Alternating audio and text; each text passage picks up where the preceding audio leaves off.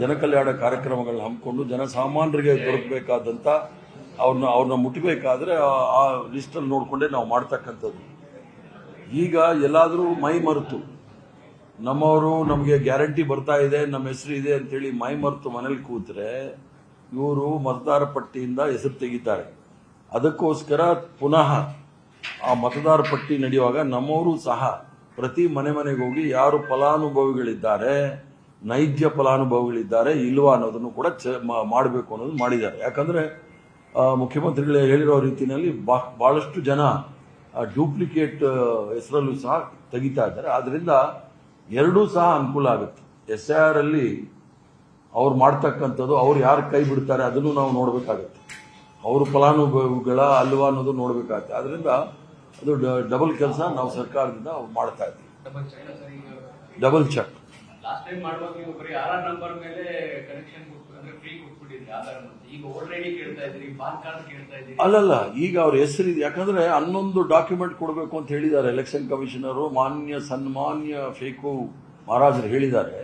ಆದ್ರಿಂದ ನಾವು 11 ಅವ್ರದೇ ಮಾರ್ಕ್ಸ್ ಕಾರ್ಡ್ ಇಲ್ಲ, ಫೇಕ್ ಮಾರ್ಕ್ಸ್ ಕಾರ್ಡ್ ಇಟ್ಕೊಂಡಿದ್ದಾರೆ. ಬೇರೆಯವ್ರದ್ದು ಏನು ಸರ್ಟಿಫಿಕೇಟ್ ತಗೋತೀರಾ? ಅದೊಂದು ಇದೆ, ಸ್ಕೂಲ್ ಸರ್ಟಿಫಿಕೇಟ್ ಇದ್ರೇನು ನಡೆಯುತ್ತೆ ಅಂತ ಹೇಳಿ. ಪ್ರಧಾನಮಂತ್ರಿಗಳದ್ದೇ ಫೇಕ್ ಸರ್ಟಿಫಿಕೇಟ್ ಇರುವಾಗ ಸ್ಕೂಲ್ ಸರ್ಟಿಫಿಕೇಟ್ ಎಲ್ಲಿ ಕೇಳೋದು? ಜನಗಳಿಗೆ ಎಷ್ಟು ತೊಂದರೆ ಕೊಡಬೇಕು ಅದನ್ನ ಭಾರತೀಯ ಜನತಾ ಪಾರ್ಟಿ ಸರ್ಕಾರ ಮಾಡ್ತಾ ಇದೆ. ಅದಕ್ಕೆ ನಾವೆಲ್ಲರೂ ಸಹ ಜಾಗೃತರಾಗಿರ್ಬೇಕು ಅನ್ನೋದೇ ನಾವು ಇಷ್ಟು ದಿನ ಪ್ರಚಾರ ಮಾಡ್ತಾ ಇದ್ದೀವಿ. ಈಗ 3 ವರ್ಷ ಅಂದ್ರೆ ನಾವು ಬಡವರಿಗೆ ಕೈ ಸೇರ್ತಾ ಇದೆ ಅಂತ ತಿಳ್ಕೊಂಡಿದ್ವಿ.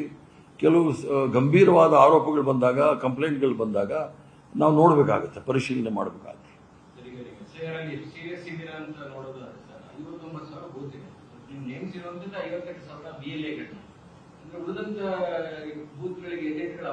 ಈಗ ಏಜೆಂಟ್ಗಳಿಗೆ ಅವಕಾಶ ಇದೆ. ಈಗ ಪೂರ್ಣ ಪ್ರಮಾಣದಲ್ಲಿ ಕೆಲವು ಕ್ಷೇತ್ರದಲ್ಲಿ ಅಲ್ಲಿ ನಾವೀಗ ಕೆಲವು ಕ್ಷೇತ್ರಗಳಲ್ಲಿ ಸೋತಿರೋ ಜಾಗದಲ್ಲಿ ನಮ್ಮ ಅಲ್ಲಿ ಯಾರು ಸರಿಯಾದವರು ಇಲ್ಲ, ಅದೆಲ್ಲ ಸ್ವಲ್ಪ ಕಮ್ಮಿ ಆಗಿದೆ, ಅದನ್ನು ಸರಿ ಮಾಡ್ತಾ ಇದ್ದೀವಿ. ಕ್ಯಾಂಡಿಡೇಟ್ ಇದ್ದಾರೆ, ಸೋತಿರೋ ಕಾರಣಕ್ಕೆ ಭಾರತೀಯ ಜನತಾ ಪಾರ್ಟಿ ಸದಸ್ಯರಿದ್ದಾರಲ್ಲ ಅವ್ರು ಮಾಡಕ್ ಬಿಡ್ತಾ ಇಲ್ಲ.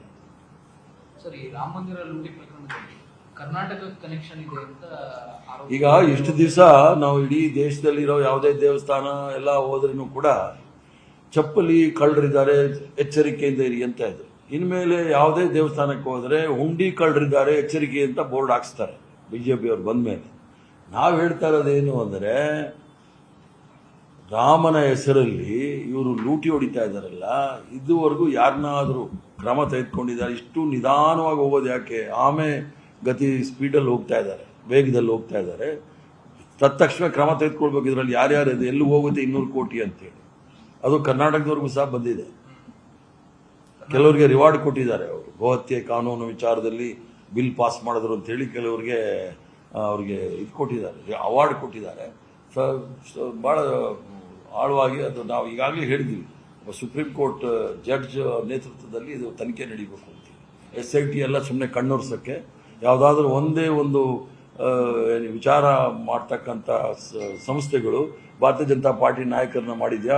ಇದರಲ್ಲಿ ವಾಷಿಂಗ್ ಮೆಷಿನ್ ಇಲ್ಲ. ನಾವಂತೂ ಆ ವಾಷಿಂಗ್ ಮೆಷಿನ್ ಅಲ್ಲಿ ಅವ್ರನ್ನೆಲ್ಲ ಹಾಕೋದೇ ಇಲ್ಲ, ಅವ್ರನ್ನೆಲ್ಲ ಜೈಲಿಗೆ ಕಳಿಸ್ಬೇಕು. ಕರ್ನಾಟಕ ಕನೆಕ್ಷನ್ ವಿಚಾರದಲ್ಲಿ ಅಖಿಲೇಶ್ ಯಾದವ್ ಮಾತಾಡುವಾಗ ಅನ್ರಿಜಿಸ್ಟರ್ಡ್ ವ್ಯಕ್ತಿಗಳಿದ್ದಾರೆ ಕರ್ನಾಟಕದವರು. ಅಲ್ಲ, ದೇಶದ ತುಂಬಾ ಅನ್ರಿಜಿಸ್ಟರ್ಡ್ ಸಂಸ್ಥೆಗಳೇ ಈ ತೊಂದರೆ ಕೊಡ್ತಾ ಇರೋದು.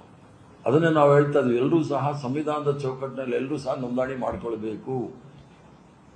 ಒಂದು ವ್ಯವಸ್ಥೆ ಇದೆಯಲ್ಲ, ವ್ಯವಸ್ಥೆಯಲ್ಲಿ ಹೋಗ್ಬೇಕಾಗುತ್ತೆ. ಅದು ನಂಬಿಕೆ, ಮೂಢನಂಬಿಕೆ, ಅಂಧಭಕ್ತರು ನಡೆಯೋದಿಲ್ಲ.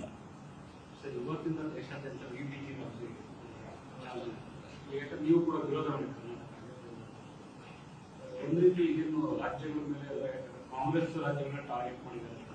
ಕಾಂಗ್ರೆಸ್ ನಾವು ಕಾರ್ಯಕ್ರಮ ತಂದಾಗ, ಮಹಾತ್ಮ ಗಾಂಧಿ ರಾಷ್ಟ್ರೀಯ ಉದ್ಯೋಗ ಖಾತರಿ ಯೋಜನೆ ಅಂತಂದಾಗ ಗ್ರಾಮೀಣ ಪ್ರದೇಶದಲ್ಲಿ ಇರ್ತಕ್ಕಂಥ ಕೃಷಿ ಕಾರ್ಮಿಕರಿಗೆ, ಬಡವರಿಗೆ, ಅವ್ರಿಗೆ ವರ್ಷಕ್ಕೆ 100 ದಿನಗಳ ಕಾಲ ಉದ್ಯೋಗ ಅವಕಾಶವನ್ನ ಕೊಡಬೇಕು ಅಂತ ಮಾಡಿದ್ವಿ. ಇವ್ರು ತಂದಿರೋದು ಉದ್ಯೋಗ ಅವಕಾಶಗಳನ್ನೆಲ್ಲ ಮುಗಿಸಕ್ಕೆ. ಯಾಕಂದ್ರೆ ಅವರ ಬಂಚ್ ಆಫ್ ಥಾಟ್ಸ್, ಗೋಲ್ವರ್ಕರ್ ಅವರ ಸಿದ್ಧಾಂತನೇ ಅದು, ಬಡವರ ಬೆನ್ನು ಮುಡಿದ್ರೆ ಅವರೆಲ್ಲರೂ ನಮ್ಮ ಗುಲಾಮರಾಗಿರ್ತಾರೆ ಅಂತ ಹೇಳಿ ಮನಸ್ಸನ್ನ ಗುಲಾಮರಾಗಿ ಮಾಡಲಿಕ್ಕೆ ಇದೊಂದು ಮೊದಲನೇ ಹೆಜ್ಜೆ ಇಟ್ಟಿದ್ದಾರೆ. ಅದನ್ನ ರಾಮ್ಜಿ ಮಾಡ್ಕೊಂಡು ಪ್ರಹ್ಲಾದ್ ಜೋಶಿ ಅವರಿಗೆ ಯಾಕೆ ನಿಮ್ಮ ಸ್ವಲ್ಪ ಪ್ರೀತಿ ಇದೆ ಕಾಣಿಸ್ತಿದೆ ಯಾಕಂದ್ರೆ ಹೇಳ್ತೇವೆ ಪದೇ ಪದೇ ಗೊತ್ತಿಲ್ಲ ನೀವು ಓಲೈಕೆ ಮಾತಾಡ್ತಾರೆ. ಅವರು ಮಹಾನ್ ಪಂಡಿತರು, ಪ್ರಖರ ಜ್ಞಾನಿ, ಆಮೇಲೆ ಜಾತ್ಯತೀತ ತತ್ವದಲ್ಲಿ ನಂಬಿಕೆ ಇಟ್ಕೊಂಡಿರ್ತಕ್ಕಂಥವ್ರು. ಅವರ ಸಂಬಂಧಿಕರು ಬಿಜೆಪಿ ಟಿಕೆಟ್ ಕೊಡ್ತೀವಿ ಅಂತ 2 ಕೋಟಿ ರೂಪಾಯಿ ತಗೊಂಡಿರೋರು. ಇವರಿಂದ ನಾವು ನಂಬ್ಕೊಂಡ್ರೆ ಅವ್ರಿಗೆ ಭಾಳ ಪ್ರೀತಿ. ಪ್ರದೀಪೇಶ್ವರ್ ಅವರ ವಿಚಾರದಲ್ಲಿ ಸರ್ಕಾರ ಸರಿಯಾಗಿ ಆಕ್ಷನ್ ತಗೊಂಡಿದೆ ಅಂತ ಅನಿಸ್ತಿದೆ. ಅದು ಈಗಾಗಲೇ ಅದ್ರ ಬಗ್ಗೆ ಬಹಳಷ್ಟು ಚರ್ಚೆ ಮಾನ್ಯ ಮುಖ್ಯಮಂತ್ರಿಗಳು ಹೇಳಿದ್ದಾರೆ, ನಿಕಟಪೂರ್ವ ಮುಖ್ಯಮಂತ್ರಿಗಳು ಸಹ ಹೇಳಿದ್ದಾರೆ. ಅಷ್ಟಕ್ಕೆ ಚರ್ಚೆಗೆ ಬಿಟ್ಬಿಡೋದು ಒಳ್ಳೆಯದು. ಅವರೇ ಅಸಹಾಯಕ ಪರಿಸ್ಥಿತಿ ಸರ್ಕಾರದಲ್ಲಿದ್ರೆ ಯಾರೋ ಹಲ್ಲೆ ಮಾಡಬಾರ್ದು ಅಂತಿದ್ಯಾ? ಕೆಲವರು ಕಾನೂನು ಕೈಗೆ ತಗೊಂಡ್ಬಿಡ್ತಾರೆ, ಏನು ಮಾಡೋಕ್ಕಾಗೋದಿಲ್ಲ. ರಾಜಕಾರಣದಲ್ಲಿ ಸ್ವಲ್ಪ ಡಿಸೆನ್ಸಿ, ಸಭ್ಯತೆಯನ್ನು ಮೇಂಟೈನ್ ಮಾಡ್ಕೋಬೇಕು, ಕಾಪಾಡ್ಕೊಳ್ಬೇಕಾಗತ್ತೆ. 2 ಕಡೆನೂ ಮಾಡ್ಕೋಬೇಕಾಗತ್ತೆ. ಆಗಿದೆ, ಯಾರು ಹಿಂಸೆಗೆ ಅವಕಾಶಗಳು ಕೊಡಬಾರ್ದು.